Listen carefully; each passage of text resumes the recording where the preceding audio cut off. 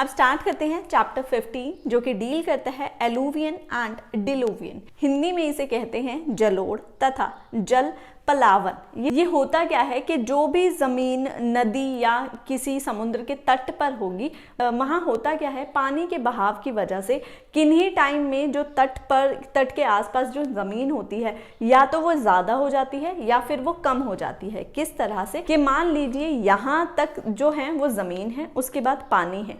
कई बार हुआ क्या कि पानी का लेवल बढ़ गया और पानी यहाँ तक आ गया।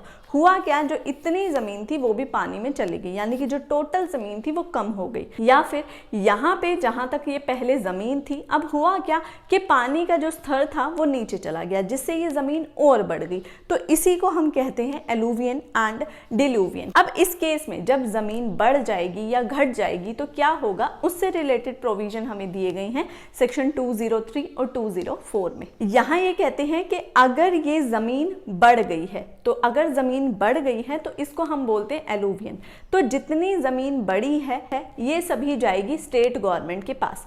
पर अगर इस जमीन पर कोई भूमि स्वामी है, अगर भूमि स्वामी है और ये जमीन बढ़ जाती है तो इसका जो फायदा होगा, यानी इतनी जमीन का फायदा ले रहे थे जो भूमि स्वामी, तो इस बढ़ी हुई भूमि का जो फायदा होगा वो भी यही भूमि स्वामी लेंगे। पर ये कहते हैं कि अगर ये बढ़ी हुई भूमि 1/2 हेक्टेयर से ज्यादा है तो फिर भूमि स्वामी को लैंड रेवेन्यू पे करना होगा। अगर 1/2 हेक्टेयर से कम है तो किसी भी तरह का इस एक्स्ट्रा भूमि के लिए लैंड रेवेन्यू पे करने की जरूरत नहीं है। उसके बाद सबसेक्शन 2 में कहते हैं कि अगर डिलुवियन हुआ है, यानी कि ये जो स्तर था पानी का ये बढ़ गया, जिस वजह से ये जमीन जो है कम हो गई है।